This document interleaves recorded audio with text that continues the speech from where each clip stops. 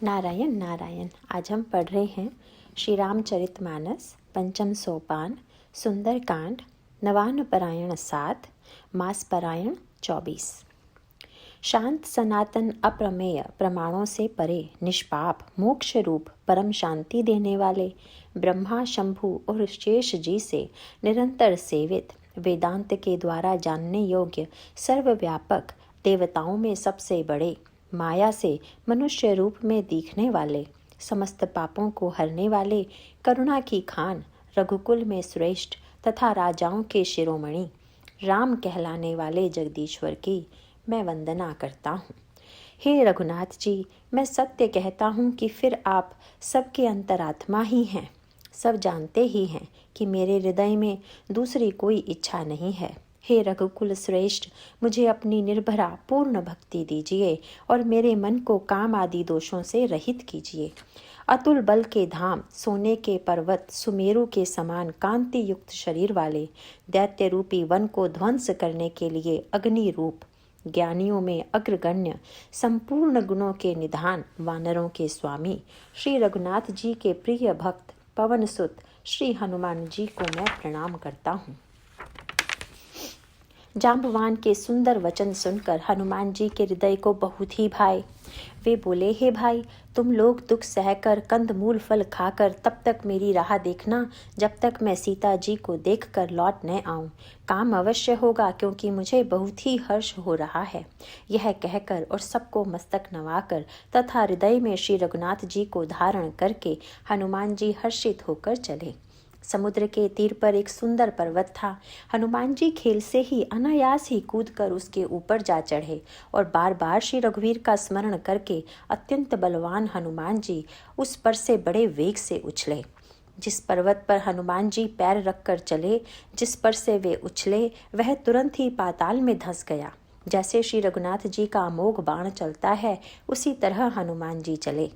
समुद्र ने उन्हें श्री रघुनाथ जी का दूत समझकर मैनाक पर्वत से कहा कि हे मैनाक, तू इनकी थकावट दूर करने वाला हो, अर्थात अपने ऊपर इन्हें विश्राम दे।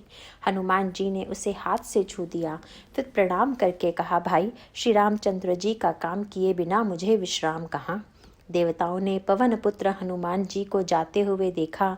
उनकी विशेष बल बुद्धि को जानने के लिए परीक्षार्थ उन्होंने सुरसा नामक सर्पों की माता को भेजा। उसने आकर हनुमान जी से यह बात कही, आज देवताओं ने मुझे भोजन दिया है।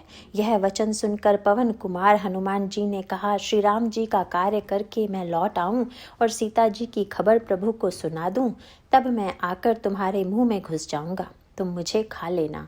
हे माता, मैं सत्य कहता हूँ, अभी मुझे जाने दे। जब किसी भी उपाय से उसने जाने नहीं दिया, तब हनुमान जी ने कहा, तो फिर मुझे खा ना ले।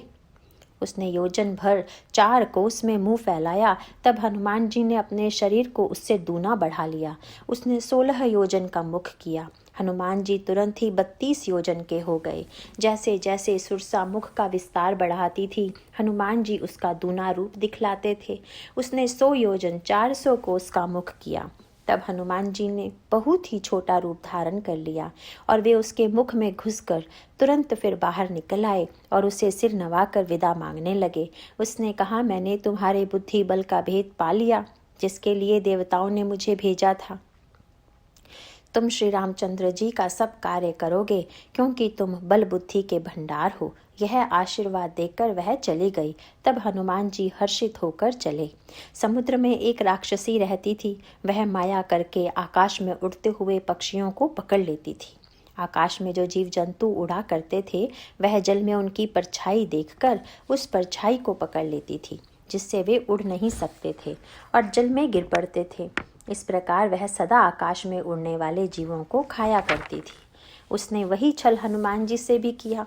हनुमान जी ने तुरंत ही उसका कपट पहचान लिया। पवन पुत्र धीर बुद्धि वीर हनुमान जी उसको मारकर समुद्र के पार गए। वहां जाकर उन्होंने वन की शोभा देखी। मधु पुष्प रस के लोभ से भोरे गुंजार कर रहे हैं। अनेकों प्रकार के वृक्ष फल फूल से शोभित हैं। पक्षी और पशुओं के समूह को देखकर तो वे मन में बहुत ही प्रसन्न हुए। सामने एक विशाल पर्वत देखकर हनुमान जी भय त्याग कर उस पर दौड़कर जा चढ़े। शिव जी कहते हैं, हे उमा, इसमें वानर हनुमान की कुछ बड़ाई नहीं है। यह प्रभु का प्रताप है जो काल को भी खा जाता है। पर्वत पर चढ़कर उन्होंने लंका देखी। बहुत ही बड़ा किला है, कुछ कहा नहीं जाता।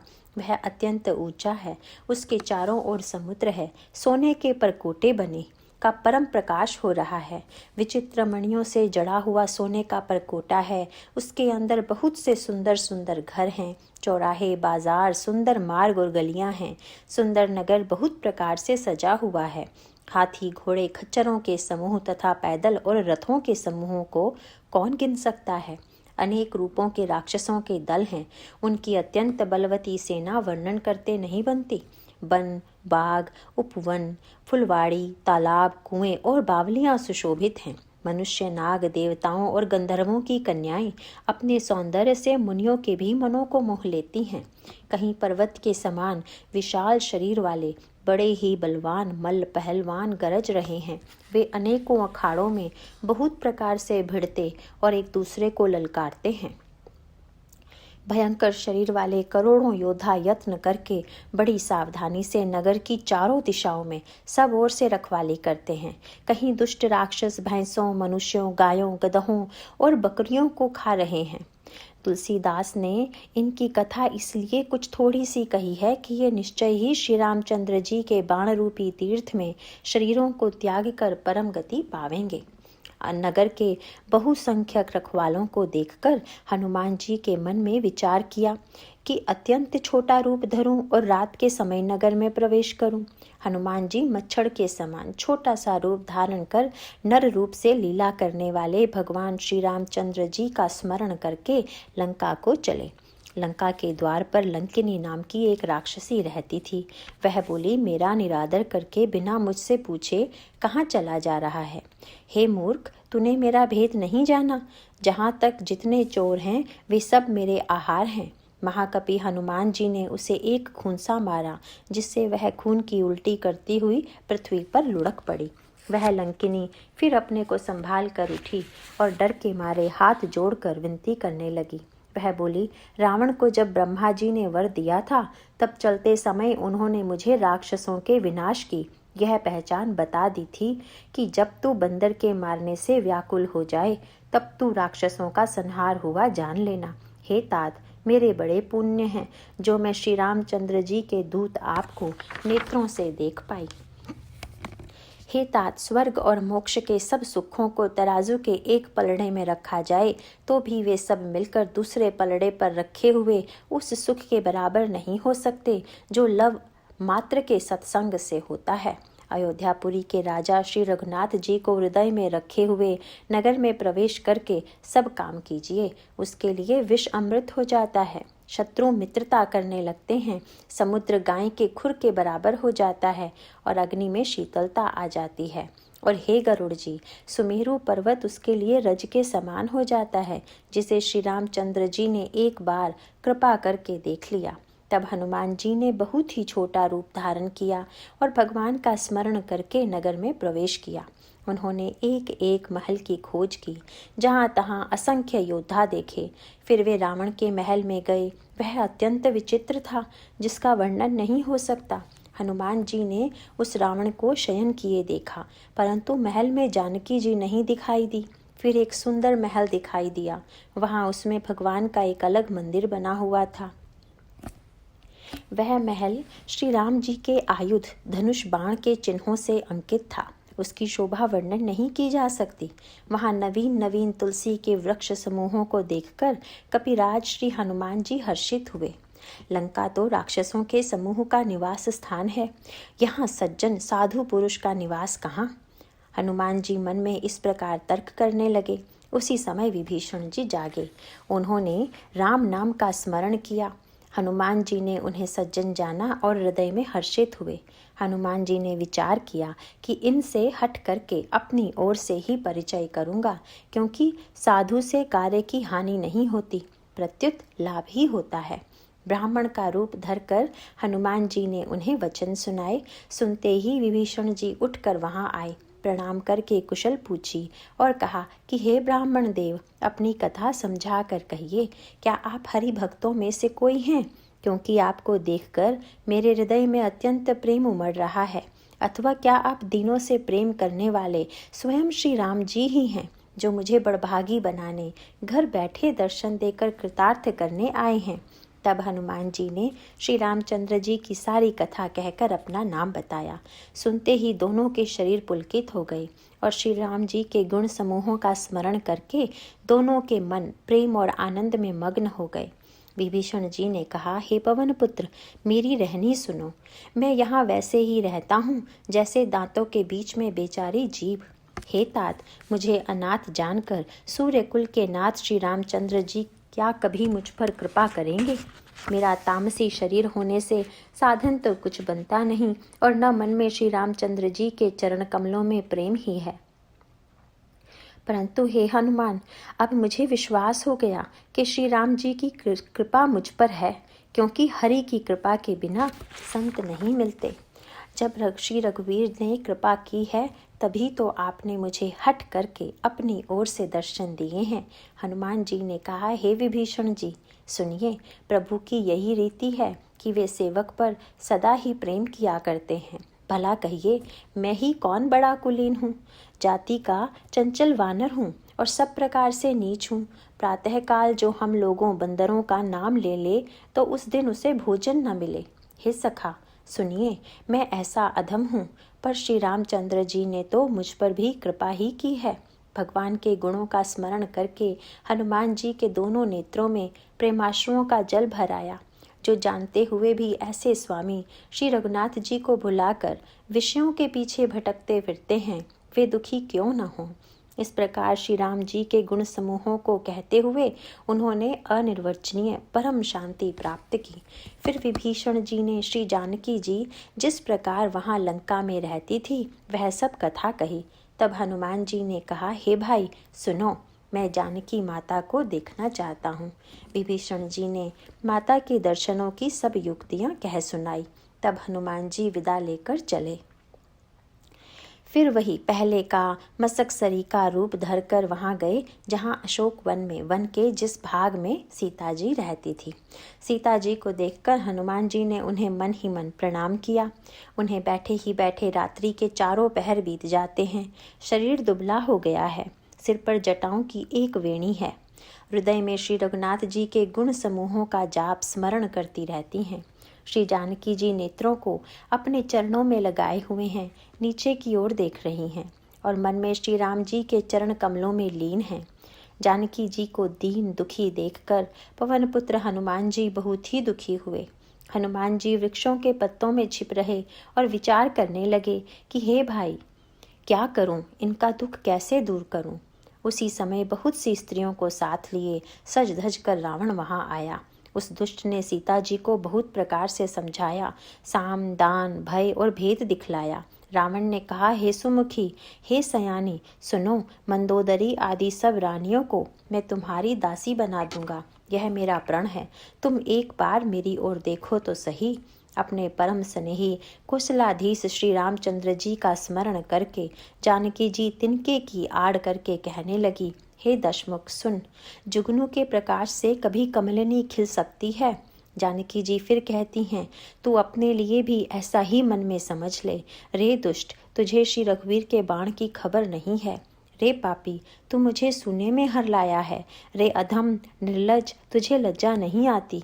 अपने को जुगनू के समान और रामचंद्र जी को सूर्य के समान सुनकर और सीता जी के कठोर वचनों को सुनकर रावण तलवार निकालकर बड़े गुस्से में आकर बोला, सीता, तूने मेरा अपमान किया है। मैं तेरा सिर इस कठोर कृपाण से काट डालूंगा, नहीं तो अब भी जल्दी मेरी बात मान ले। हे सुमुखी, नहीं तो जीवन से हाथ धोना पड़ेगा। सीता जी ने कहा, हे दशग्रीव, प्रभु की भुजा जो श्याम कमल की माला के समान सुंदर और हाथी की सूंड के समान पुष्ट तथा विशाल है, या तो वह भुजा ही मेरे कंठ में पड़ेगी या तेरी भयानक तलवार ही। रे शठ सुन, यही मेरा सच्चा प्रण है। सीता जी कहती हैं, हे चंद्रहास तलवार, श्री रघुनाथ जी के विरह की अग्नि से उत्पन्न मेरी बड़ी भारी जलन को तू हर ले। हे तलवार, तू शीतल तीव्र और श्रेष्ठ धारा बहाती है, अर्थात तेरी धारा ठंडी और तेज है। तू मेरे दुख के बोझ को हर ले। सीता जी के ये वचन सुनते ही वह मारने दौड़ा। तब मैं दानव की पुत्री मंदोदरी ने नीति कहकर उसे समझाया। तब रावण ने सब राक्षसियों को बुलाकर कहा कि जाकर सीता को बहुत प्रकार से भय दिखलाओ।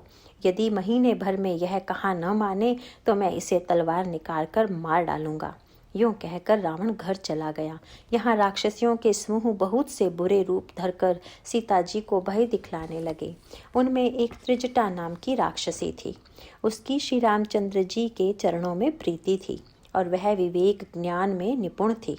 उसने सबों को बुलाकर अपना स्वप्न सुनाया और कहा, सीता जी की सेवा करके अपना कल्याण कर लो। स्वप्न में मैंने देखा कि एक बंदर ने लंका जला दी। राक्षसों की सारी सेना मार डाली गई। रावण नंगा है और गधे पर सवार है। उसके सिर मुंडे हुए हैं, 20 भुजाएं कटी हुई हैं। इस प्रकार से वह दक्षिण यमपुरी की दिशा को जा रहा है और मानव लंका विभीषण ने पाई है। नगर में श्री रामचंद्र जी की दुहाई फिर गई। तब प्रभु ने सीता जी को बुला भेजा। मैं पुकार कर निश्चय के साथ कहती हूँ कि यह सपना कुछ ही दिनों बाद सत्य होकर रहेगा। उसके वचन सुनकर ये सब राक्षसियाँ डर गई और जानकी जी के चरणों पर गिर पड़ी। तब इसके बाद वे सब जहाँ तहाँ चली गई। सीता जी मन में सोच करने लगी कि 1 महीना बीत जाने पर नीच राक्षस रावण मुझे मारेगा। सीता जी हाथ जोड़कर त्रिजटा से बोली, हे माता, तू मेरी विपत्ति की संगिनी है। जल्दी कोई ऐसा उपाय कर जिससे मैं शरीर छोड़ सकूं। विरह असह्य हो चला है, अब वह सहा नहीं जाता। काठ लाकर चिता बनाकर सजा दे। हे माता, फिर उसमें आग लगा दे। हे सयानी, तू मेरी प्रीति को सत्य कर दे। रावण की शूल के समान दुख देने वाली वाणी कानों से कौन सुने। सीता जी के वचन सुनकर त्रिजटा ने चरण पकड़कर उन्हें समझाया और प्रभु का प्रताप, बल और सुयश सुनाया। उसने कहा, हे सुकुमारी सुनो, रात्रि के समय आग नहीं मिलेगी। ऐसा कहकर वह अपने घर चली गई। सीता जी मन ही मन कहने लगी, क्या करूं, विधाता ही विपरीत हो गया। न आग मिलेगी न पीड़ा मिटेगी। आकाश में अंगारे प्रकट दिखाई दे रहे हैं, पर पृथ्वी पर एक भी तारा नहीं आता। चंद्रमा अग्निमय है, किंतु वह भी मानो मुझे हतभागिनी जानकर आग नहीं बरसाता। हे अशोक वृक्ष, मेरी विनती सुन, मेरा शोक हर ले और अपना अशोक नाम सत्य कर। तेरे नए नए कोमल पत्ते अग्नि के समान हैं। अग्नि दे, विरह रोग का अंत मत कर, अर्थात विरह रोग को बढ़ाकर सीमा तक न पहुंचा। सीता जी को विरह से परम व्याकुल देखकर वह क्षण हनुमान जी को कल्प के समान बीता। तब हनुमान जी ने हृदय में विचार कर सीता जी के सामने अंगूठी डाल दी, मानो अशोक ने अंगारा दे दिया। यह समझकर सीता जी ने हर्षित होकर उठकर उसे हाथ में ले लिया। तब उन्होंने राम नाम से अंकित अत्यंत सुंदर एवं मनोहर अंगूठी देखी। अंगूठी को पहचान कर सीता जी आश्चर्यचकित होकर उसे देखने लगी और हर्ष तथा विषाद से हृदय में अकुला उठी। वे सोचने लगी, श्री रघुनाथ जी तो सर्वथा अजेय हैं, उन्हें कौन जीत सकता है। और माया से, ऐसी माया के उपादान से सर्वथा रहित दिव्य चिन्मय अंगूठी बनाई नहीं जा सकती। सीता जी मन में अनेक प्रकार के विचार कर रही थी। इसी समय हनुमान जी मधुर वचन बोले। वे श्री रामचंद्र जी के गुणों का वर्णन करने लगे, जिनके सुनते ही सीता जी का दुख भाग गया। वे कान और मन लगाकर उन्हें सुनने लगी। हनुमान जी ने आदि से लेकर सारी कथा कह सुनाई। सीता जी बोली, जिसने कानों के लिए अमृत रूप यह सुंदर कथा कही, वह हे भाई प्रकट क्यों नहीं होता। तब हनुमान जी पास चले गए। उन्हें देखकर सीता जी फिर कर मुख फेर कर बैठ गईं। उनके मन में आश्चर्य हुआ। हनुमान जी ने कहा, हे माता जानकी, मैं श्री राम का दूत हूँ। करुणा निधान की सच्ची शपथ कहता हूँ। हे माता, यह अंगूठी मैं ही लाया हूँ। श्री राम जी ने मुझे आपके लिए यह सही दानी, निशानी या पहचान दी है। सीता जी ने पूछा, नर और वानर का संग कहो कैसे हुआ। तब हनुमान जी ने जैसे संग हुआ था वह सब कथा कही। हनुमान जी के प्रेम युक्त वचन सुनकर सीता जी के मन में विश्वास उत्पन्न हो गया।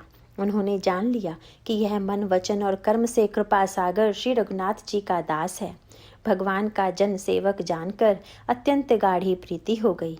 नेत्रों में प्रेमाश्रुओं का जल भर आया। और शरीर अत्यंत पुलकित हो गया। सीता जी ने कहा, हे तात हनुमान, विरह सागर में डूबती हुई मुझको तुम जहाज हुए, मैं बलिहारी जाती हूँ। अब छोटे भाई लक्ष्मण सहित खर के शत्रु सुखधाम प्रभु का कुशल मंगल कहो। श्री रघुनाथ जी तो कोमल हृदय और कृपालु हैं, फिर हे हनुमान, उन्होंने किस कारण यह निष्ठुरता धारण कर ली है? सेवक को सुख देना उनकी स्वाभाविक बान है। वे श्री रघुनाथ जी क्या कभी मेरी भी याद करते हैं? हे तात, क्या कभी उनके कोमल सांवले अंगों को देखकर मेरे नेत्र शीतल होंगे? मुख से वचन नहीं निकलता, नेत्रों में विरह के आंसुओं का जल भर आया। बड़े दुख से वे बोली, हा नाथ, आपने मुझे बिल्कुल ही भुला दिया। सीता जी को विरह से परम व्याकुल देखकर हनुमान जी कोमल और विनीत वचन बोले, हे माता, सुंदर कृपा के धाम प्रभु भाई लक्ष्मण जी के सहित शरीर से कुशल हैं, परंतु आपके दुख से दुखी हैं। हे माता, मन में ग्लानि न मानिए, मन छोटा करके दुख न कीजिए। श्री रामचंद्र जी के हृदय में आपसे दूना प्रेम है। हे माता, अब धीरज धरकर श्री रघुनाथ जी का संदेश सुनिए। ऐसा कहकर हनुमान जी प्रेम से गदगद हो गए। उनके नेत्रों में प्रेमाश्रुओं का जल भर आया। हनुमान जी बोले, श्री रामचंद्र जी ने कहा है कि हे सीते, तुम्हारे वियोग में मेरे लिए सभी पदार्थ प्रतिकूल हो गए हैं।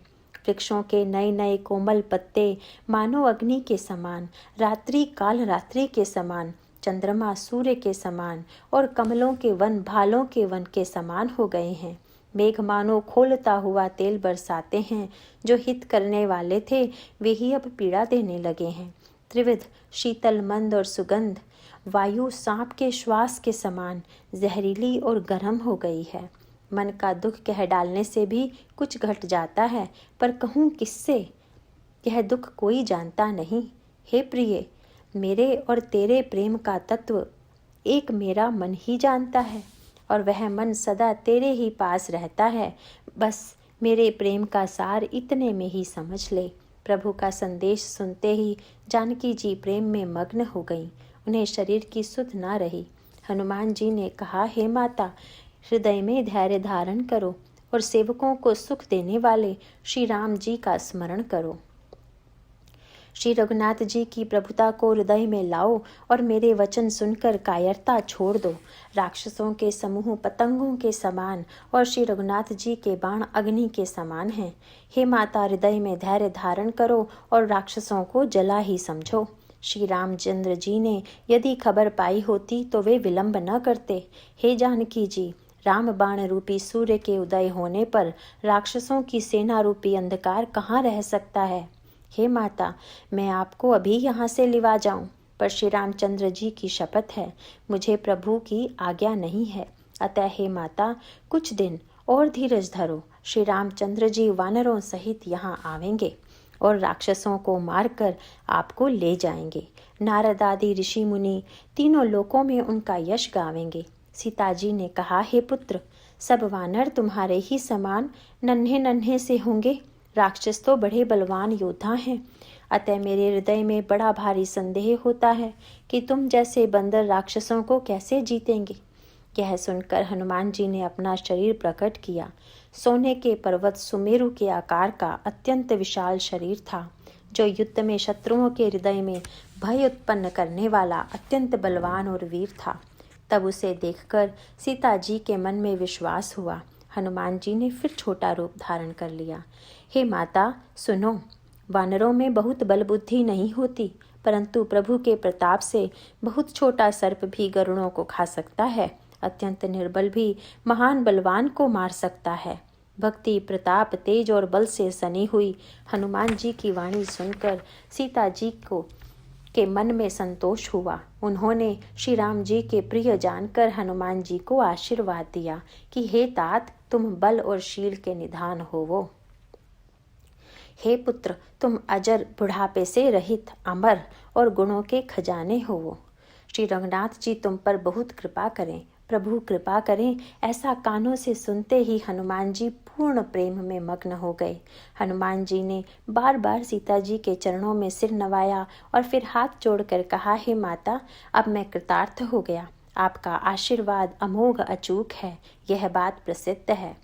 हे माता सुनो, सुंदर फल वाले वृक्षों को देखकर मुझे बड़ी ही भूख लगाई है।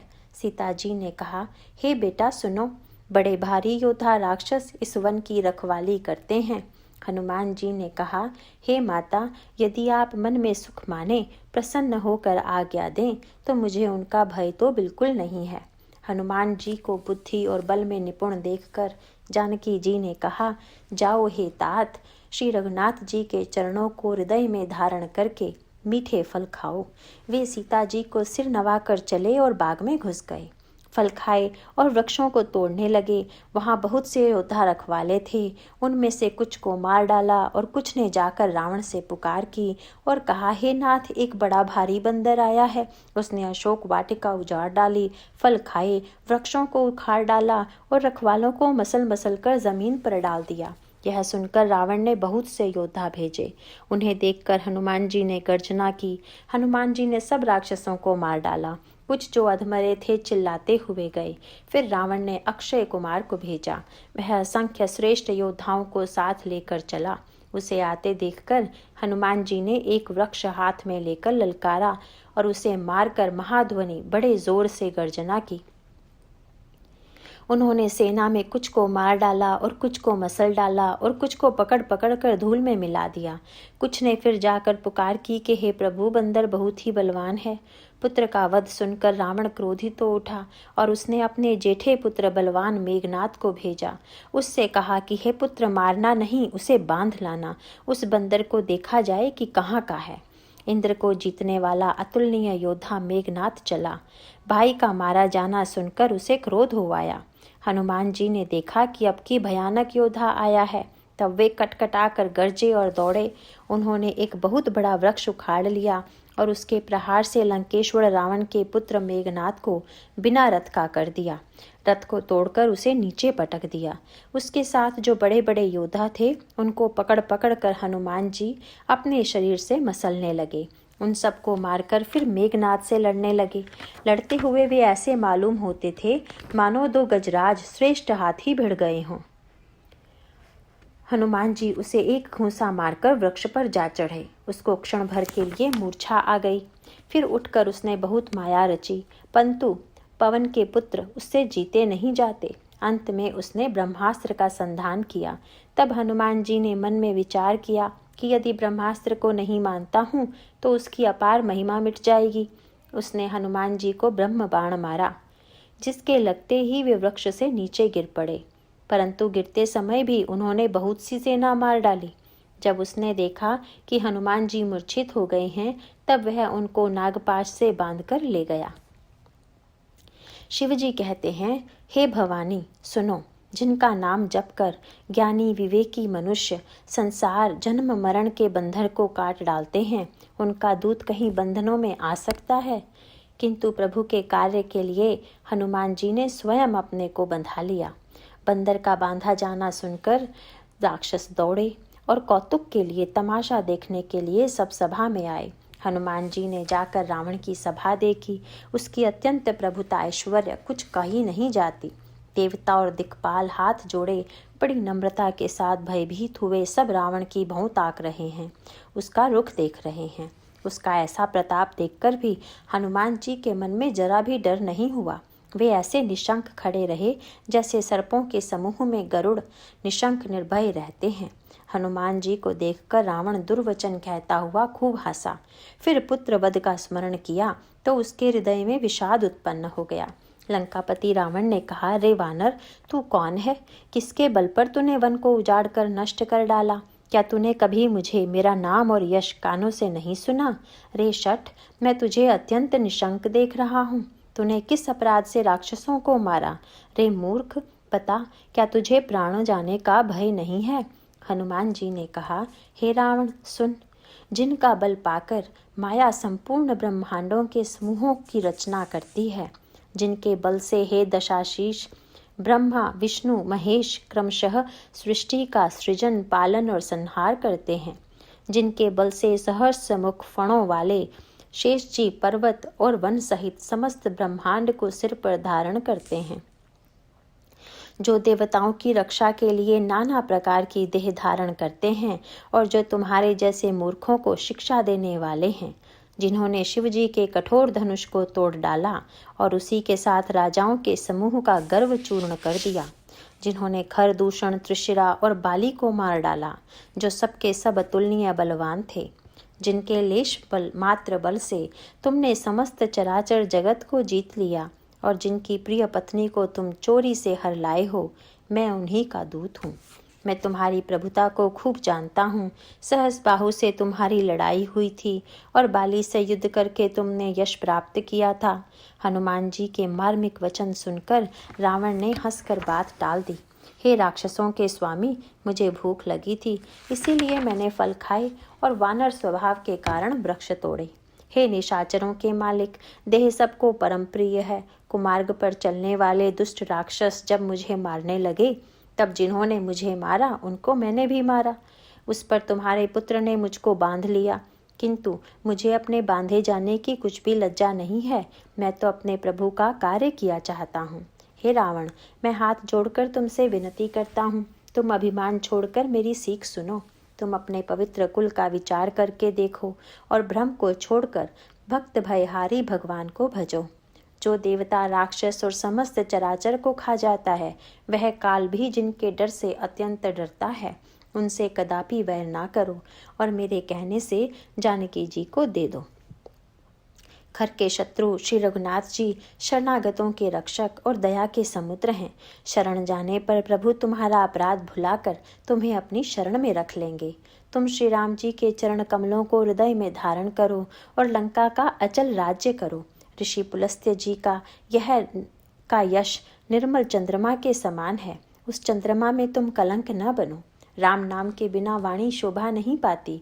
मदमोह को छोड़ विचार कर देखो। हे देवताओं के शत्रु, सब गहनों से सजी हुई सुंदरी स्त्री भी कपड़ों के बिना शोभा नहीं पाती। राम विमुख पुरुष की संपत्ति और प्रभुता रही हुई भी चली जाती है और उसका पाना न पाने के समान है। जिन नदियों के मूल में कोई जल स्रोत नहीं है, अर्थात जिन्हें केवल बरसात का ही आसरा है, वे वर्षा बीत जाने पर फिर तुरंत ही सूख जाती हैं। हे रावण, सुनो, मैं प्रतिज्ञा करके कहता हूँ कि राम विमुख की रक्षा करने वाला कोई भी नहीं है। हजारों शंकर, विष्णु और ब्रह्म भी श्री राम जी के साथ द्रोह करने वाले तुमको नहीं बचा सकते। मोह ही जिसका मूल है, ऐसे अज्ञान जनित बहुत पीड़ा देने वाले तम रूप अभिमान का त्याग कर दो और रघुकुल के स्वामी, कृपा के समुद्र भगवान श्री रामचंद्र जी का भजन करो। यद्यपि हनुमान जी ने भक्ति, ज्ञान, वैराग्य और नीति से सनी हुई बहुत ही हित की वाणी कही, तो भी वह महान अभिमानी रावण बहुत हंसकर व्यंग से बोला कि हमें यह बंदर बड़ा ज्ञानी गुरु मिला। रे दुष्ट, तेरी मृत्यु निकट आ गई है। अधम, मुझे शिक्षा देने चला है। हनुमान जी ने कहा, इससे उल्टा ही होगा, अर्थात मृत्यु तेरी निकट आई है, मेरी नहीं। यह तेरा मति भ्रम बुद्धि का फेर है, मैंने प्रत्यक्ष जान लिया है। हनुमान जी के वचन सुनकर वह बहुत ही कुपित हो गया और बोला, अरे इस मूर्ख का प्राण शीघ्र ही क्यों नहीं हर लेते। सुनते ही राक्षस उन्हें मारने दौड़े। उसी समय मंत्रियों के साथ विभीषण जी वहां आ पहुंचे। उन्होंने सिर नवाकर और बहुत विनय करके रावण से कहा कि दूत को मारना नहीं चाहिए, यह नीति के विरुद्ध है। हे गोसाई, कोई दूसरा दंड दिया जाए। सबने कहा, भाई यह सलाह उत्तम है। यह सुनते ही रावण हंसकर बोला, अच्छा तो बंदर को अंग भंग करके लौटा दिया जाए। मैं सबको समझा कर कहता हूँ कि बंदर की ममता पूंछ पर होती है, अतः तेल में कपड़ा डुबोकर उसे इसकी पूंछ में बांधकर फिर आग लगा दो। जब बिना पूंछ का यह बंदर वहाँ अपने स्वामी के पास जाएगा, तब यह मूर्ख अपने मालिक को साथ ले आएगा, जिनकी इसने बहुत बड़ाई की है। मैं जरा उनकी प्रभुताई सामर्थ्य तो देखूं। यह वचन सुनते ही हनुमान जी मन में मुस्कुराए और मन ही मन बोले कि मैं जान गया, सरस्वती जी इसे ऐसी बुद्धि देने में सहायक हुई हैं। रावण के वचन सुनकर मूर्ख राक्षस वही पूंछ में आग लगाने की तैयारी करने लगे। पूंछ के लपेटने में इतना कपड़ा और घी तेल लगा कि नगर में कपड़ा, घी और तेल नहीं रह गया। हनुमान जी ने ऐसा खेल किया कि पूंछ पड़ गई, लंबी हो गई। नगरवासी लोग तमाशा देखने आए। वे हनुमान जी को पैर से ठोकर मारते हैं और उनकी बहुत हंसी करते हैं। ढोल बजाते हैं, सब लोग तालियां पीटते हैं। हनुमान जी को नगर में फिराकर फिर पूंछ में आग लगा दी। अग्नि को जलते हुए देखकर हनुमान जी तुरंत ही बहुत छोटे रूप में हो गए। बंधन से निकलकर वे सोने की अटारियों पर जा चढ़े। उनको देखकर राक्षसों की स्त्रियां भयभीत हो गई। उस समय भगवान की प्रेरणा से 49 पवन चलने लगे। हनुमान जी अट्ठास करके गरजे और बढ़कर आकाश से जा लगे। देह बड़ी विशाल परंतु बहुत ही हल्की फुर्तीली है। वे दौड़कर एक महल से दूसरे महल पर चढ़ जाते हैं। नगर जल रहा है, लोग बेहाल हो रहे हैं। आग की करोड़ों भयंकर लपटें झपट रही हैं। हाय बप्पा, हाय मैया, इस अवसर पर हमें कौन बचाएगा? चारों ओर यही पुकार सुनाई पड़ रही है। हमने तो पहले ही कहा था कि यह वानर नहीं है, वानर का रूप धरे कोई देवता है। साधु के अपमान का यह फल है कि नगर अनाथ के नगर की तरह जल रहा है। हनुमान जी ने एक ही क्षण में सारा नगर जला डाला, एक विभीषण का घर नहीं जलाया। शिव जी कहते हैं, हे पार्वती, जिन्होंने अग्नि को बनाया, हनुमान जी उन्हीं के दूत हैं। इसी कारण वे अग्नि से नहीं जले। हनुमान जी ने उलट पलट कर एक ओर से दूसरी ओर तक सारी लंका जला दी। फिर वे समुद्र में कूद पड़े, पूंछ बुझाकर, थकावट दूर करके, और फिर छोटा सा रूप धारण कर हनुमान जी श्री जानकी जी के सामने हाथ जोड़कर जा खड़े हुए। हनुमान जी ने कहा, हे माता, मुझे कोई चिन्ह पहचान दीजिए, जैसे श्री रघुनाथ जी ने मुझे दिया था। तब सीता जी ने चूड़ामणि उतार कर दी। हनुमान जी उसको हर्षपूर्वक ले लिया। जानकी जी ने कहा, हे तात, मेरा प्रणाम निवेदन करना और इस प्रकार कहना, हे प्रभु, यद्यपि आप सब प्रकार से पूर्ण काम हैं, आपको किसी प्रकार की कामना नहीं है, तथापि दीनों दुखियों पर दया करना आपका विरध है और मैं दीन हूँ। अतः उस विरध को याद करके, हे नाथ, मेरे भारी संकट को दूर कीजिए। हे तात, इंद्रपुत्र जयंत की कथा सुनाना और प्रभु को उनके बाण का प्रताप समझाना, स्मरण कराना। यदि महीने भर में नाथ न आए तो फिर मुझे जीती न पावेंगे।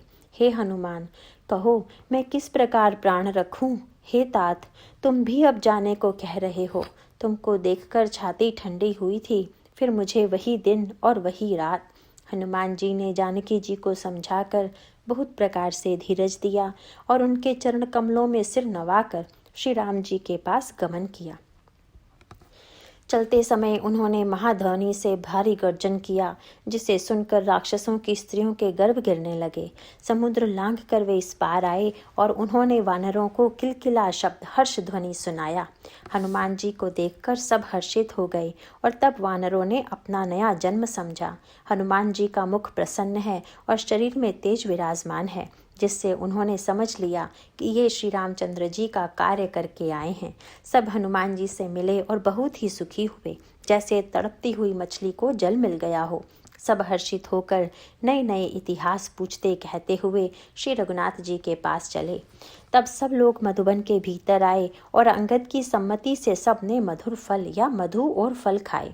जब रखवाले बरजने लगे तब घूंसों की मार मारते ही सब रखवाले भाग छूटे। उन सब ने जाकर पुकारा कि युवराज अंगद वन उजाड़ रहे हैं। यह सुनकर सुग्रीव हर्षित हुए कि वानर प्रभु का कार्य कर आए हैं। यदि सीता जी की खबर न पाई होती तो क्या वे मधुवन के फल खा सकते थे? इस प्रकार राजा सुग्रीव मन में विचार कर ही रहे थे कि समस्त समाज सहित वानर आ गए। सब ने आकर सुग्रीव के चरणों में सिर नवाया। कपिराज सुग्रीव सभी से बड़े प्रेम के साथ मिले।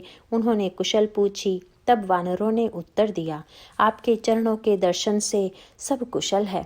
श्री राम जी की कृपा से विशेष कार्य हुआ, कार्य में विशेष सफलता हुई है। हे नाथ, हनुमान ने ही सब कार्य किया और सब वानरों के प्राण बचा लिए। यह सुनकर सुग्रीव जी हनुमान जी से फिर मिले और सब वानरों समेत श्री रघुनाथ जी के पास चले। श्री राम जी ने जब वानरों को कार्य किए हुए आते देखा तब उनके मन में विशेष हर्ष हुआ। दोनों भाई स्फटिक शिला पर बैठे थे। सब वानर जाकर उनके चरणों पर गिर पड़े। की राशि श्री रघुनाथ जी सबसे प्रेम सहित गले लगकर मिले और कुशल पूछी। वानरों ने कहा, हे नाथ, आपके चरण कमलों के दर्शन पाने से अब कुशल है। जाम्बवान ने कहा, हे रघुनाथ जी सुनिए। हे नाथ, जिस पर आप दया करते हैं उसे सदा कल्याण और निरंतर कुशल है। देवता, मनुष्य और मुनि सभी उस पर प्रसन्न रहते हैं। वही विजयी है, वही विनयी है और वही गुणों का समुद्र बन जाता है। उसी का सुंदर यश तीनों लोकों में प्रकाशित होता है। प्रभु की कृपा से सब कार्य हुआ। आज हमारा जन्म सफल हो गया। हे नाथ, पवन पुत्र हनुमान ने जो करनी की उसका 1000 मुखों से भी वर्णन नहीं किया जा सकता। तब जाम्बवान ने हनुमान जी के सुंदर चरित्र कार्य श्री रघुनाथ जी को सुनाए। वे चरित्र सुनने पर कृपा निधि श्री रामचंद्र जी के मन को बहुत ही अच्छे लगे।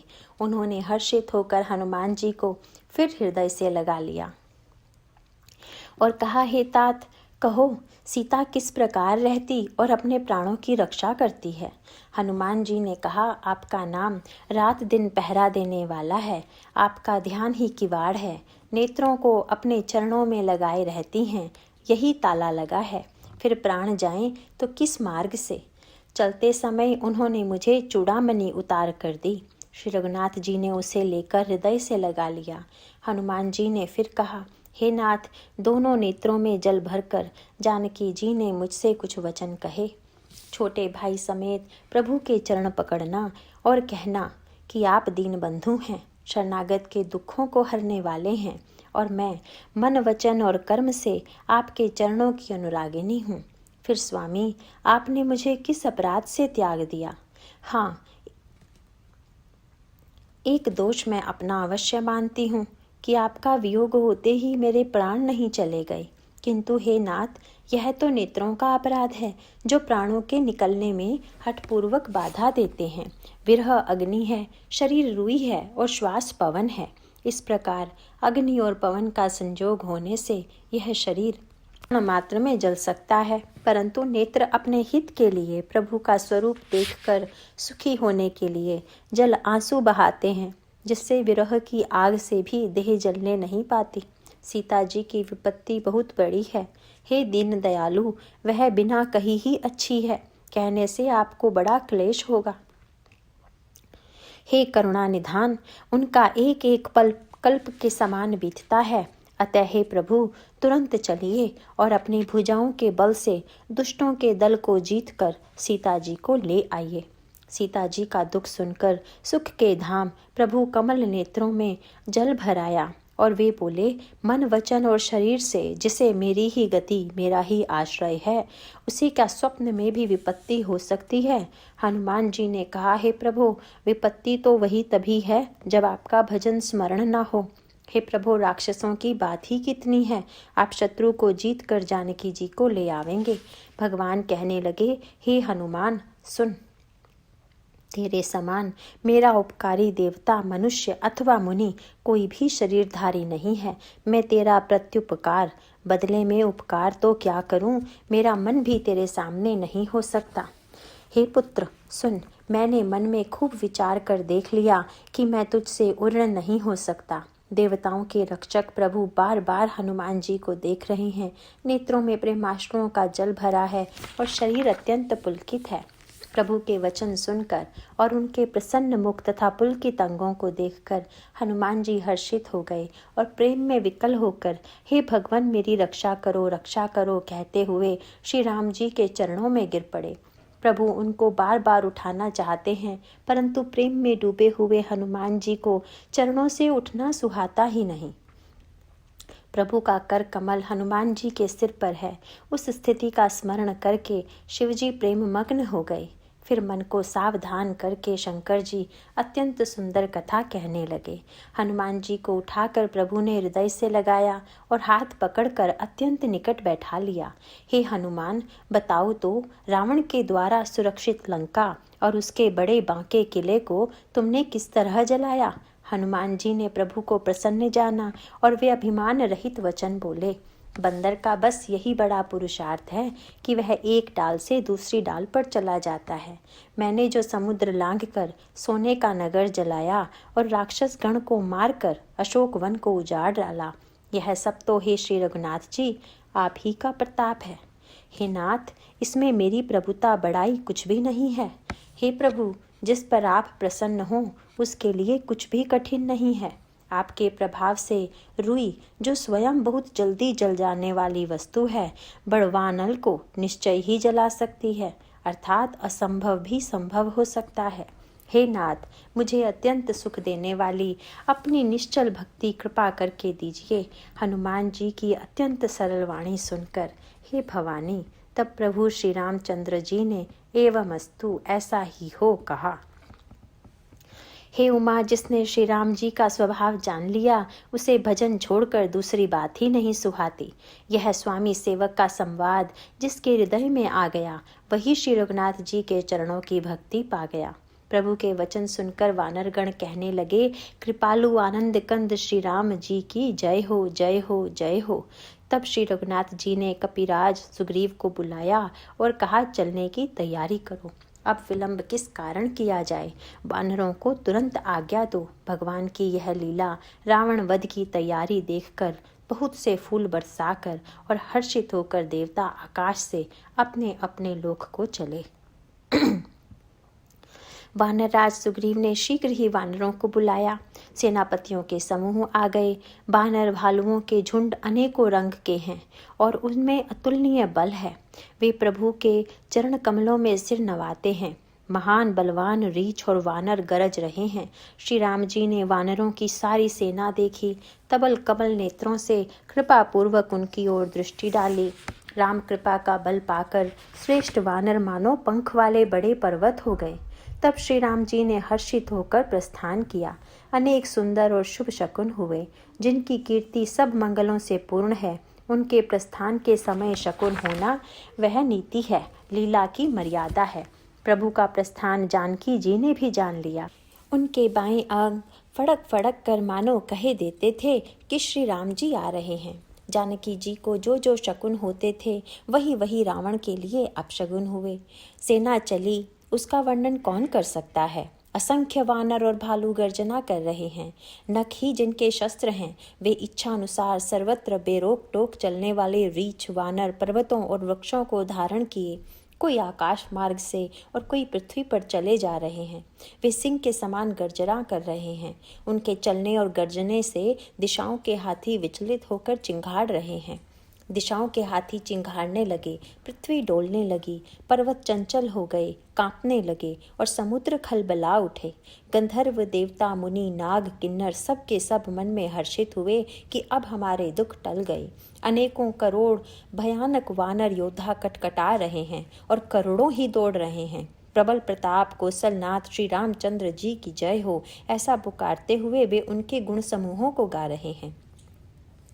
उदार परम श्रेष्ठ एवं महान सर्पराज शेष जी भी सेना का बोझ नहीं सह सकते। वे बार बार मोहित हो जाते, घबरा जाते हैं और पुनः पुनः कच्छप की कठोर पीठ को दांतों से पकड़ते हैं। ऐसा करते अर्थात बार बार दांतों को गड़ाकर कच्छप की पीठ पर लकीर सी खींचते हुए वे कैसे शोभा दे रहे हैं, मानो श्री रामचंद्र जी की सुंदर प्रस्थान यात्रा को परम सुहावनी जानकर उसकी अचल पवित्र कथा को सर्पराज शेष जी कच्छप की पीठ पर लिख रहे हों। इस प्रकार कृपा निधान श्री राम जी समुद्र तट पर जा उतरे। अनेकों रीछ वानर वीर जहाँ तहाँ फल खाने लगे। वहाँ लंका में जब से हनुमान जी लंका को जला कर गए, तब से राक्षस भयभीत रहने लगे। अपने अपने घरों में सब विचार करते हैं कि अब राक्षस कुल की रक्षा का कोई उपाय नहीं है।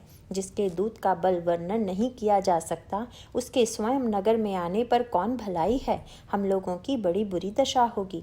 दूतियों से नगरवासियों के वचन सुनकर मंदोदरी बहुत ही व्याकुल हो गई।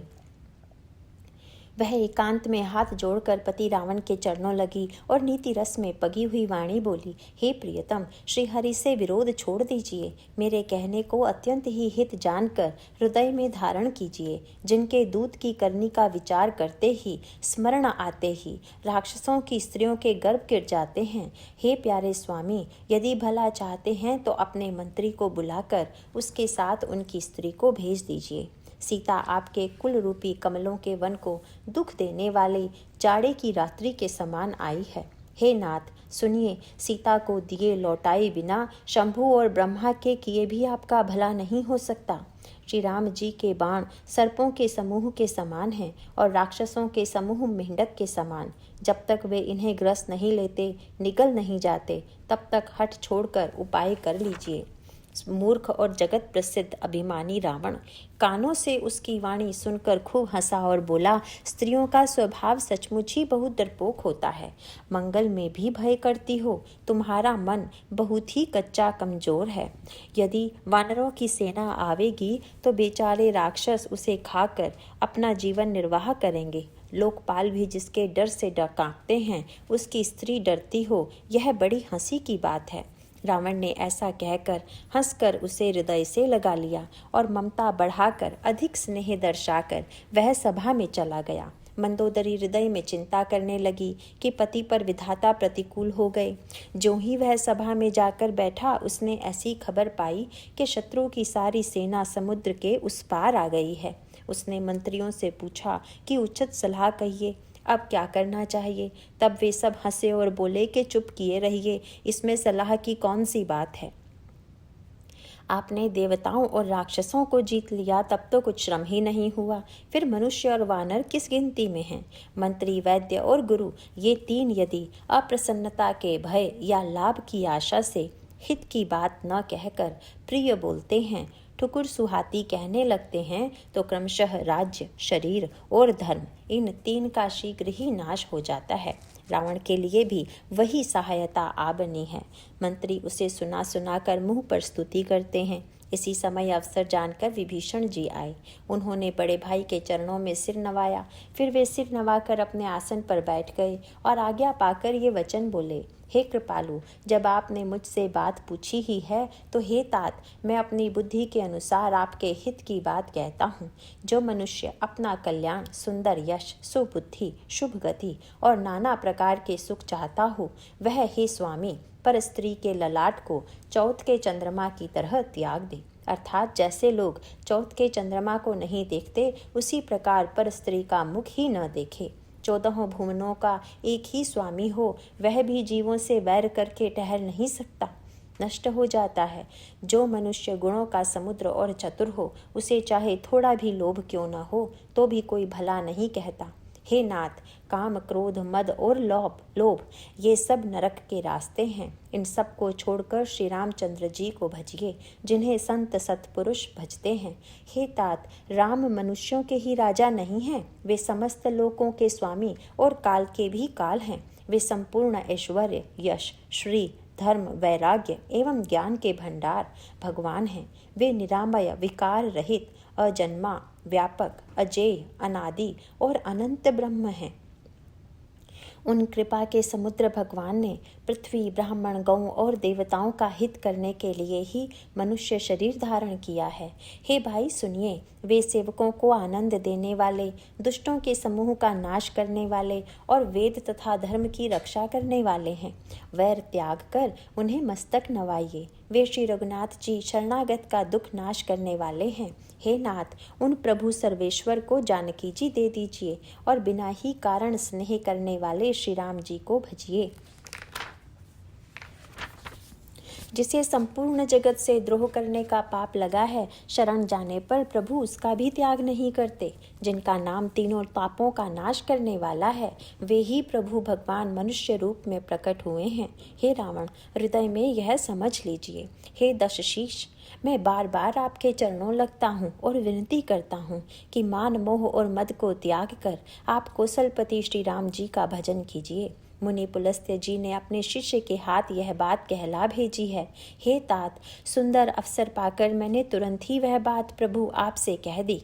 माल्यवान नाम का एक बहुत ही बुद्धिमान मंत्री था। उसने उन विभीषण के वचनों को सुनकर बहुत सुख पाना और कहा, हे तात, आपके छोटे भाई नीति विभूषण, नीति को भूषण रूप में धारण करने वाले अर्थात नीतिमान हैं। विभीषण जो कुछ कह रहे हैं उसे हृदय में धारण कर लीजिए। रावण ने कहा, ये दोनों मूर्ख शत्रु की महिमा बखान रहे हैं, यहाँ कोई है, इन्हें दूर करो न। तब माल्यवान तो घर लौट गया और विभीषण जी हाथ जोड़कर फिर कहने लगे, हे नाथ, पुराण और वेद ऐसा कहते हैं कि सुबुद्धि, और कुबुद्धि सबके हृदय में रहती है। जहाँ सुबुद्धि है वहाँ नाना प्रकार की संपदाएं सुख की स्थिति रहती हैं, और जहाँ कुबुद्धि है वहाँ परिणाम में विपत्ति दुख रहती है। आपके हृदय में उल्टी बुद्धि आ बसी है, इसी से आप हित को अहित और शत्रु को मित्र मान रहे हैं। जो राक्षस कुल के लिए काल रात्रि के समान है, उन सीता पर आपकी बड़ी प्रीति है। हे तात, मैं चरण पकड़कर आपसे भीख मांगता हूँ, विनती करता हूँ कि आप मेरा दुलार रखिए। मुझ बालक के आग्रह को स्नेहपूर्वक स्वीकार कीजिए। श्री राम जी को सीता जी दे दीजिए, जिसमें आपका अहित न हो। विभीषण ने पंडितों, पुराणों और वेदों द्वारा सम्मत वाणी से नीति बखान कर कही, पर उसे सुनते ही रावण क्रोधित होकर उठा और बोला, रे दुष्ट, अब मृत्यु तेरे निकट आ गई है। अरे मूर्ख, तू जीता तो है सदा मेरा जिलाया हुआ, अर्थात मेरे ही अन्न से पल रहा है, पर हे मूढ़, पक्ष तुझे शत्रु का ही अच्छा लगता है। अरे दुष्ट, बता न, जगत में ऐसा कौन है जिसे मैंने अपनी भुजाओं के बल से न जीता हो। मेरे नगर में रहकर प्रेम करता है तपस्वियों पर। मूर्ख, उन्हीं से जा मिल और उन्हीं को नीति बता। ऐसा कहकर रावण ने उन्हें लात मारी, परंतु छोटे भाई विभीषण ने मारने पर भी बार बार उसके चरण ही पकड़े। शिव जी कहते हैं, हे उमा, संत की यही बड़ाई है कि वे बुराई कहने पर भी बुराई करने वाले की भलाई ही करते हैं। विभीषण जी ने कहा, आप मेरे पिताजी के समान हैं। मुझे मारा सो तो अच्छा ही किया, परंतु हे नाथ, आपका भला श्री राम जी को भजने में ही है। इतना कहकर विभीषण अपने मंत्रियों को साथ लेकर आकाश मार्ग में गए और सबको सुनाकर वे ऐसा कहने लगे, श्री राम जी सत्य संकल्प एवं सर्वसमर्थ प्रभु हैं, और हे रावण, तुम्हारी सभा काल के वश है। अतः मैं अब श्री रघुवीर की शरण जाता हूँ, मुझे दोष न देना। ऐसा कहकर विभीषण जी ज्यों ही चले त्यों ही सब राक्षस आयुहीन हो गए, उनकी मृत्यु निश्चित हो गई। शिव जी कहते हैं, हे भवानी, साधु का अपमान तुरंत ही संपूर्ण कल्याण की हानि नाश कर देता है। रावण ने जिस क्षण विभीषण को त्यागा, उसी क्षण वह अभागा वैभव ऐश्वर्य से हीन हो गया। विभीषण जी हर्षित होकर मन में अनेकों मनोरथ करते हुए श्री रघुनाथ जी के पास चले। वे सोचते जाते थे, मैं जाकर भगवान के कोमल और लाल वर्ण के सुंदर चरण कमलों का दर्शन करूंगा, जो सेवकों को सुख देने वाले हैं, जिनका चरणों का स्पर्श पाकर ऋषि पत्नी अहल्या तर गई, और जो दंडक वन को पवित्र करने वाले हैं, जिन चरणों को जानकी जी ने हृदय में धारण कर रखा है, जो कपट मृग के साथ पृथ्वी पर उसे पकड़ने को दौड़े थे, और जो चरण कमल साक्षात शिवजी के हृदय रूपी सरोवर में विराजते हैं। मेरा अहोभाग्य है कि उन्हीं को आज मैं देखूंगा। जिन चरणों की पादुकाओं में भरत जी ने अपना मन लगा रखा है, आहा, आज मैं उन्हीं चरणों को अभी जाकर इन नेत्रों से देखूंगा। इस प्रकार प्रेम सहित विचार करते हुए वे शीघ्र ही समुद्र के इस पार, जिधर श्री रामचंद्र जी की सेना थी, आ गई। वानरों ने विभीषण को आते देखा तो उन्होंने जाना कि शत्रु का कोई खास दूत है। उन्हें पहरे पर ठहरा कर वे सुग्रीव के पास आए और उनको सब समाचार कह सुनाए। सुग्रीव ने श्री राम जी के पास जाकर कहा, हे रघुनाथ जी, सुनिए, रावण का भाई आपसे मिलने आया है। प्रभु श्री राम जी ने कहा, हे मित्र, तुम क्या समझते हो, तुम्हारी क्या राय है। वानर राज सुग्रीव ने कहा, हे महाराज, सुनिए, राक्षसों की माया जानी नहीं जाती। यह इच्छानुसार रूप बदलने वाला छली न जाने किस कारण आया है। जान पड़ता है यह मूर्ख हमारा भेद लेने आया है, इसीलिए मुझे तो यही अच्छा लगता है कि इसे बांध रखा जाए। श्री राम जी ने कहा, हे मित्र, तुमने नीति तो अच्छी विचारी, परंतु मेरा प्रण तो है शरणागत के भय को हर लेना। प्रभु के वचन सुनकर हनुमान जी हर्षित हुए और मन ही मन कहने लगे कि भगवान कैसे शरणागत वत्सल, शरण में आए हुए पर पिता की भांति प्रेम करने वाले हैं। फिर श्री राम जी बोले, जो मनुष्य अपने हित अहित का अनुमान करके शरण में आए हुए का त्याग कर देते हैं, वे पामर शूद्र हैं, पापमय हैं, उन्हें देखने में भी हानि है, पाप लगता है। जिसे करोड़ों ब्राह्मणों की हत्या लगी हो, शरण में आने पर मैं उसे भी नहीं त्यागता। जीव ज्यों ही मेरे सम्मुख होता है त्यों ही उसके करोड़ों जन्मों के पाप नष्ट हो जाते हैं। पापी का यह सहज स्वभाव होता है कि मेरा भजन उसे कभी नहीं सुहाता। यदि वह रावण का भाई निश्चय ही दुष्ट हृदय का होता तो क्या वह मेरे सम्मुख आ सकता था। जो मनुष्य निर्मल मन का होता है वही मुझे पाता है। मुझे कपट और छल छिद्र नहीं सुहाते। यदि उसे रावण ने भेद लेने को भेजा है तब भी हे सुग्रीव अपने को कुछ भी भय या हानि नहीं है, क्योंकि हे सखे जगत में जितने भी राक्षस हैं लक्ष्मण क्षण भर में उन सबको मार सकते हैं, और यदि वह भयभीत होकर मेरी शरण आया है तो मैं उसे प्राणों की तरह रखूंगा। कृपा के धाम श्री राम जी ने हंसकर दोनों ही स्थितियों में उसे ले आओ। तब अंगद और हनुमान सहित सुग्रीव जी कृपालु श्री राम की जय हो कहते हुए चले। विभीषण जी को आदर सहित आगे करके फिर बानर वहां चले जहां करुणा की खान श्री रघुनाथ जी थे। नेत्रों को आनंद का दान देने वाले अत्यंत सुखद दोनों भाइयों को विभीषण जी ने दूर ही से देखा। फिर शोभा के धाम श्री राम जी को देखकर वे पलक मारना रोककर ठिठक कर एक टक देखते ही रह गए। भगवान की विशाल भुजाएं हैं, लाल कमल के समान नेत्र हैं और शरणागत के भय का नाश करने वाला सांवला शरीर है। सिंह के से कंधे हैं, विशाल वक्षस्थल, चौड़ी छाती अत्यंत शोभा दे रहा है। असंख्य कामदेवों के मन को मोहित करने वाला मुख है। भगवान के स्वरूप को देखकर विभीषण जी के नेत्रों में प्रेमाश्रुओं का जल भर आया और शरीर अत्यंत पुलकित हो गया। फिर मन में धीरज धरकर उन्होंने कोमल वचन कहे, हे नाथ, मैं दशमुख रावण का भाई हूँ। हे देवताओं के रक्षक, मेरा जन्म राक्षस कुल में हुआ है। मेरा तामसी शरीर है। स्वभाव से ही मुझे पाप प्रिय है। जैसे उल्लू को अंधकार पर सहज ही स्नेह होता है।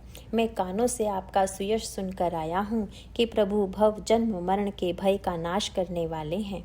हे दुखियों के दुख दूर करने वाले और शरणागत को सुख देने वाले श्री रघुवीर, मेरी रक्षा कीजिए, रक्षा कीजिए। प्रभु ने उन्हें ऐसा कहकर दंडवत करते देखा तो वे अत्यंत हर्षित होकर तुरंत उठे। विभीषण जी के दीन वचन सुनने पर प्रभु के मन को बहुत ही भाए। उन्होंने अपनी विशाल भुजाओं से पकड़कर उनको हृदय से लगा लिया। छोटे भाई लक्ष्मण जी सहित गले मिलकर उनको अपने पास बैठाकर श्री राम जी भक्तों के भय को हरने वाले वचन बोले, हे लंकेश, परिवार सहित अपनी कुशल कहो। तुम्हारा निवास बुरी जगह पर है, दिन रात दुष्टों की मंडली में बसते हो। ऐसी दशा में हे सखे, तुम्हारा धर्म किस प्रकार निपटा है। मैं तुम्हारी सब रीति आचार व्यवहार जानता हूँ। तुम अत्यंत नीति निपुण हो, तुम्हें अनीति नहीं सुहाती। हे तात, नरक में रहना वरन अच्छा है, परंतु विधाता दुष्ट का संग कभी न दे। विभीषण जी ने कहा, हे रघुनाथ जी, अब आपके चरणों का दर्शन कर कुशल से हूँ, जो आपने अपना सेवक जानकर मुझ पर दया की है। तब तक जीव की कुशल नहीं और न स्वप्न में भी उसके मन को शांति है, जब तक वह शोक के घर काम विषय कामना को छोड़कर श्री राम जी को नहीं भजता। लोभ मोह मत्सर डाह मद और मान आदि अनेकों दुष्ट तभी तक हृदय में बसते हैं जब तक कि धनुष बाण और कमर में तरकस धारण किए हुए श्री रघुनाथ जी हृदय में नहीं बसते। ममतापूर्ण अंधेरी रात है जो राग द्वेष रूपी उल्लुओं को सुख देने वाली है। वह ममता रूपी रात्रि तभी तक जीव के मन में बसती है जब तक प्रभु आपका प्रताप रूपी सूर्य उदय नहीं होता। हे श्री राम जी, आपके चरणार विंद के दर्शन कर अब मैं कुशल से हूँ। मेरे भारी भय मिट गए। हे कृपालु, आप जिस पर अनुकूल होते हैं उसे तीनों प्रकार के भवशूल आध्यात्मिक, आधि दैविक और आधि भौतिक ताप नहीं व्यापते। मैं अत्यंत नीच स्वभाव का राक्षस हूँ। मैंने कभी शुभ आचरण नहीं किया, जिनका रूप मुनियों के भी ध्यान में नहीं आता। उन प्रभु ने स्वयं हर्षित होकर मुझे हृदय से लगा लिया। हे कृपा और सुख के पुंज श्री राम जी, मेरा अत्यंत असीम सौभाग्य है जो मैंने ब्रह्मा और शिव जी के द्वारा सेवित युगल चरण कमलों को अपने नेत्रों से देखा। श्री राम जी ने कहा, हे सखा सुनो, मैं तुम्हें अपना स्वभाव कहता हूँ, जिसे कागभुषुंडी शिव जी और पार्वती जी भी जानती हैं। कोई मनुष्य संपूर्ण जड़ चेतन जगत का द्रोही हो, यदि वह भी भयभीत होकर मेरी शरण तक कर आ जाए और मद मोह तथा नाना प्रकार के छल कपट त्याग दे, तो मैं उसे बहुत शीघ्र साधु के समान कर देता हूँ। माता पिता, भाई पुत्र, स्त्री, शरीर, धन, घर, मित्र और परिवार, इन सब के ममत्व रूपी तागों को बटोर कर और उन सब की एक डोरी बट कर उसके द्वारा जो अपने मन को मेरे चरणों में बांध देता है, सारे सांसारिक संबंधों का केंद्र मुझे बना लेता है, जो समदर्शी है, जिसे कुछ इच्छा नहीं है और जिसके मन में हर्ष, शोक और भय नहीं है, ऐसा सज्जन मेरे हृदय में कैसे बसता है, जैसे लोभी के हृदय में धन बसा करता है। तुम सरीखे संत ही मुझे प्रिय हैं। मैं और किसी के निहोरे से कृतज्ञतावश देह धारण नहीं करता। जो सगुण साकार भगवान के उपासक हैं, दूसरों के हित में लगे रहते हैं, नीति और नियमों में दृढ़ हैं और जिन्हें ब्राह्मणों के चरणों में प्रेम है, वे मनुष्य मेरे प्राणों के समान हैं। हे लंकापति, सुनो, तुम्हारे अंदर उपरयुक्त सब गुण हैं, इससे तुम मुझे अत्यंत ही प्रिय हो। श्री राम जी के वचन सुनकर सब वानरों के समूह कहने लगे, कृपा के समूह श्री रामचंद्र जी की जय हो। प्रभु की वाणी सुनते हैं और उसे कानों के लिए अमृत जानकर विभीषण जी अघाते नहीं हैं। वे बार बार श्री राम जी के चरण कमलों को पकड़ते हैं। अपार प्रेम है, हृदय में समाता नहीं है। श्री विभीषण जी ने कहा, हे देव, हे चराचर जगत के स्वामी, हे शरणागत के रक्षक, हे सबके हृदय के भीतर की जानने वाले, सुनिए, मेरे हृदय में पहले कुछ वासना थी, वह प्रभु के चरणों की प्रीति रूपी नदी में बह गई। अब तो हे कृपालु, शिवजी के मन को सदैव प्रिय लगने वाली अपनी पवित्र भक्ति मुझे दीजिए। एवं अस्तु, ऐसा ही हो कहकर रणधीर प्रभु श्री राम जी ने तुरंत ही समुद्र का जल मांगा और कहा, हे सखा, यद्यपि तुम्हारी इच्छा नहीं है, पर जगत में मेरा दर्शन अमोघ है, वह निष्फल नहीं जाता। ऐसा कहकर श्री राम जी ने उनको राज तिलक कर दिया। आकाश से पुष्पों की अपार वृष्टि हुई। श्री राम जी ने रावण के क्रोध रूपी अग्नि में, जो अपने विभीषण की श्वास वचन रूपी पवन से प्रचंड हो रही थी, जलते हुए विभीषण को बचा लिया और उसे अखंड राज्य दिया। शिवजी जी ने जो संपत्ति रावण को 10 सिरों की बलि देने पर दी थी, वही संपत्ति श्री रघुनाथ जी ने विभीषण को बहुत सकुचते हुए दे दी। ऐसे परम कृपालु प्रभु को छोड़कर जो मनुष्य दूसरों को भजते हैं, वे बिना सींग पूंछ के पशु हैं। अपना सेवक जानकर विभीषण को श्री राम जी ने अपना लिया। प्रभु का स्वभाव वानर कुल के मन को बहुत भाया। फिर सब कुछ जानने वाले, सबके हृदय में बसने वाले, सर्वरूप, सब रूपों में प्रकट, सबसे रहित, उदासीन, कारण से भक्तों पर कृपा करने के लिए मनुष्य बने हुए तथा राक्षसों के कुल का नाश करने वाले श्री राम जी नीति की रक्षा करने वाले वचन बोले। हे वीर वानर राज सुग्रीव और लंकापति विभीषण, सुनो, इस गहरे समुद्र को किस प्रकार पार किया जाए। अनेक जाति के मगर, सांप और मछलियों से भरा हुआ यह अत्यंत अथाह समुद्र पार करने में सब प्रकार से कठिन है। विभीषण जी ने कहा, हे रघुनाथ जी, सुनिए, यद्यपि आपका एक बाण ही करोड़ों समुद्रों को सोखने वाला है, सोख सकता है, तथापि नीति ऐसी कही गई है, उचित यह होगा कि पहले जाकर समुद्र से प्रार्थना की जाए। हे प्रभु, समुद्र आपके कुल में बड़े पूर्वज हैं, वे विचार कर उपाय बतला देंगे। तब रीछ और वानरों की सारी सेना बिना ही परिश्रम के समुद्र के पार उतर जाएगी। श्री राम जी ने कहा, हे सखा, तुमने अच्छा उपाय बताया, यही किया जाए, यदि दैव सहायक हो। यह सलाह लक्ष्मण जी के मन को अच्छी नहीं लगी। श्री राम जी के वचन सुनकर तो उन्होंने बहुत ही दुख पाया। लक्ष्मण जी ने कहा, हे नाथ, दैव का कौन भरोसा, मन में क्रोध कीजिए और समुद्र को सुखा डालिए। यह दैव तो कायर के मन का एक आधार है। आलसी लोग ही दैव दैव पुकारा करते हैं। यह सुनकर श्री रघुवीर हंसकर बोले, ऐसा ही करेंगे, मन में धीरज रखो। ऐसा कहकर छोटे भाई को समझाकर प्रभु श्री रघुनाथ जी समुद्र के समीप गए। पहले उन्होंने सिर नवाकर प्रणाम किया, फिर किनारे पर कुश बिछाकर बैठ गए। इधर ज्यों ही विभीषण जी प्रभु के पास आए थे, त्यों ही रावण ने उनके पीछे दूत भेजे थे।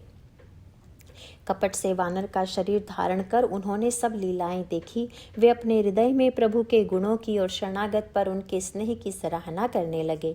फिर वे प्रकट रूप में भी अत्यंत प्रेम के साथ श्री राम जी के स्वभाव की बड़ाई करने लगे। उन्हें दुराव कपट वेश भूल गया। तब वानरों ने जाना कि ये शत्रु के दूत हैं और वे उन सबको बांधकर सुग्रीव के पास ले आए। सुग्रीव ने कहा, सब वानरों सुनो, राक्षसों के अंग भंग करके भेज दो। सुग्रीव के वचन सुनकर वानर दौड़े। दूतों को बांधकर उन्होंने सेना के चारों ओर घुमाया। वानर उन्हें बहुत तरह से मारने लगे। वे दीन होकर पुकारते थे, फिर भी वानरों ने उन्हें नहीं छोड़ा। तब दूतों ने पुकार कर कहा, जो हमारे नाक कान काटेगा उसे कौशलाधीश श्री राम जी की सौगंध है। यह सुनकर लक्ष्मण जी ने सबको निकट बुलाया। उन्हें बड़ी दया लगी। इससे हंसकर उन्होंने राक्षसों को तुरंत ही छुड़ा दिया और उनसे कहा, रावण के हाथ में यह चिट्ठी देना और कहना, हे कुलघातक, लक्ष्मण के शब्दों को बांचो। फिर उस मूर्ख से जबानी यह मेरा उदार कृपा से भरा हुआ संदेश कहना कि सीता जी को देकर श्री राम जी से मिलो, नहीं तो तुम्हारा काल आ गया समझो। लक्ष्मण जी के चरणों में मस्तक नवाकर श्री राम जी के गुणों की कथा वर्णन करते हुए दूत तुरंत ही चल दिए। श्री राम जी का यश कहते हुए वे लंका में आए और उन्होंने रावण के चरणों में सिर नवाए। दशमुख रावण ने हंसकर बात पूछी, अरे शुक, अपनी कुशल क्यों नहीं कहता? फिर उस विभीषण का समाचार सुना, मृत्यु जिसके निकट आ गई। मूर्ख ने राज्य करते हुए लंका को त्याग दिया। अब अभागा जौ का कीड़ा घुन बनेगा। जौ के साथ जैसे घुन भी पिस जाता है, वैसे ही नर वानरों के साथ वह भी मारा जाएगा। फिर भालू और वानरों की सेना का हाल कह, जो कठिन काल की प्रेरणा से यहाँ चली आई है और जिनके जीवन का रक्षक कोमल चित्त वाला बेचारा समुद्र बन गया है। अर्थात उनके और राक्षसों के बीच में यदि समुद्र न होता तो अब तक राक्षस उन्हें मारकर खा गए होते। और फिर उन तपस्वियों की बात बता जिनके हृदय में मेरा बड़ा डर है। उनसे तेरी भेंट हुई या वे कानों से मेरा सुयश सुनकर ही लौट गए? शत्रु सेना का तेज और बल बताता क्यों नहीं? तेरा चित्त बहुत ही चकित भुचक्का सा हो रहा है। दूत ने कहा, हे नाथ, आपने जैसे कृपा करके पूछा है वैसे ही क्रोध छोड़कर मेरा कहना मानिए, मेरी बात पर विश्वास कीजिए। जब आपका छोटा भाई श्री राम जी से जाकर मिला तब उसके पहुँचते ही श्री राम जी ने उसको राज तिलक कर दिया। हम रावण के दूत हैं, यह कानों से सुनकर वानरों ने हमें बांधकर बहुत कष्ट दिए, यहाँ तक कि वे हमारे नाक कान काटने लगे। श्री राम जी की शपथ दिलाने पर कहीं उन्होंने हमको छोड़ा? हे नाथ, आपने श्री राम जी की सेना पूछी, सो वह तो 100 करोड़ मुखों से भी वर्णन नहीं की जा सकती। अनेकों रंगों के भालू और वानरों की सेना है, जो भयंकर मुख वाले, विशाल शरीर वाले और भयानक हैं। जिसने नगर को जलाया और आपके पुत्र अक्षय कुमार को मारा, उसका बल तो सब वानरों में थोड़ा है। असंख्य नामों वाले बड़े ही कठोर और भयंकर योद्धा हैं।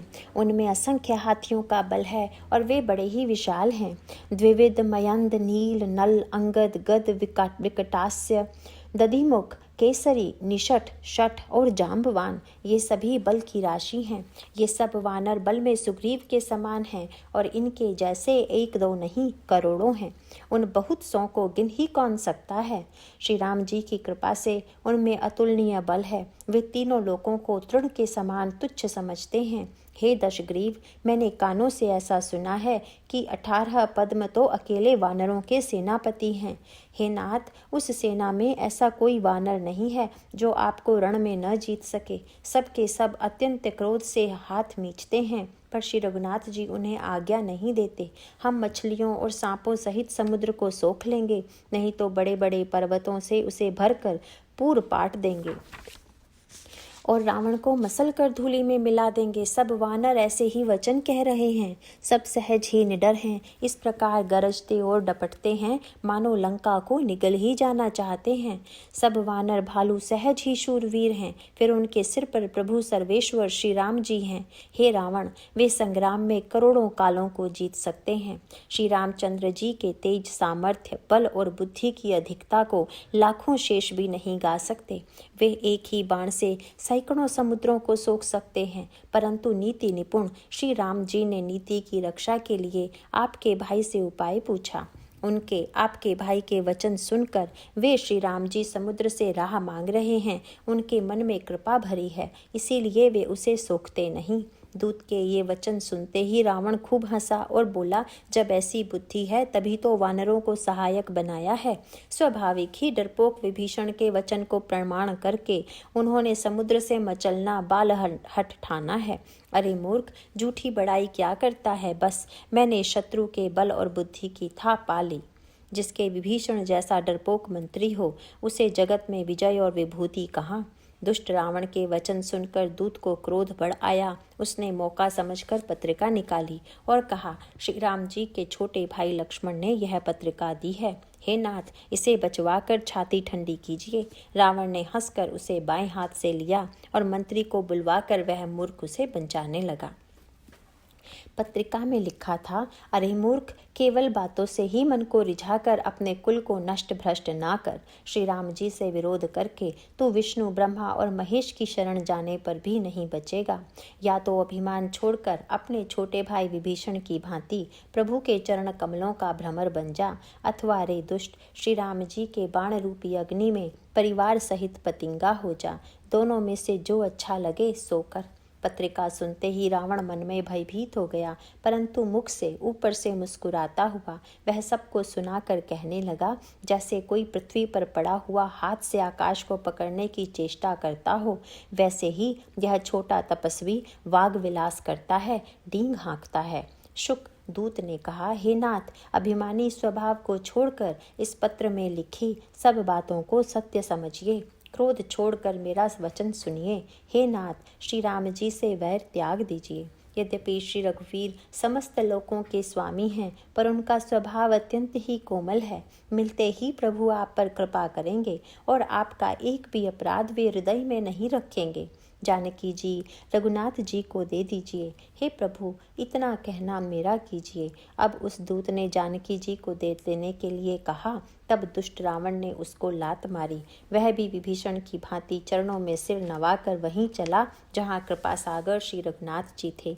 प्रणाम करके उसने अपनी कथा सुनाई और श्री राम जी की कृपा से अपनी गति मुनि का स्वरूप पाई।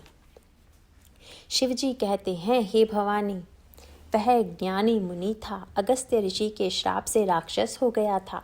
बार बार श्री राम जी के चरणों की वंदना करके वह मुनि अपने आश्रम को चला गया।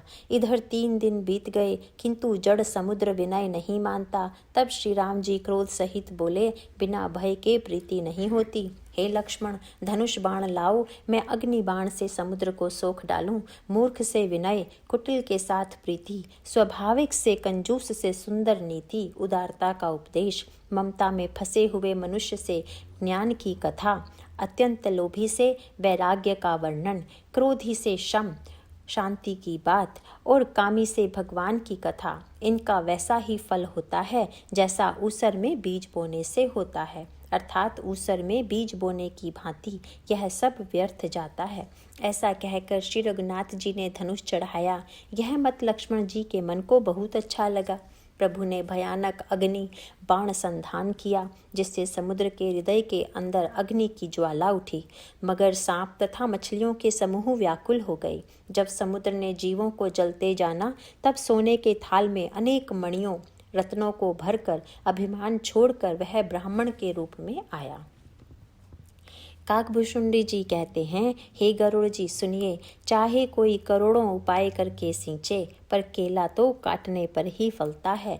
नीच विनय से नहीं मानता, वह डांटने पर ही झुकता है, रास्ते पर आता है। समुद्र ने भयभीत होकर प्रभु के चरण पकड़कर कहा, हे नाथ, मेरे सब अवगुण दोष क्षमा कीजिए।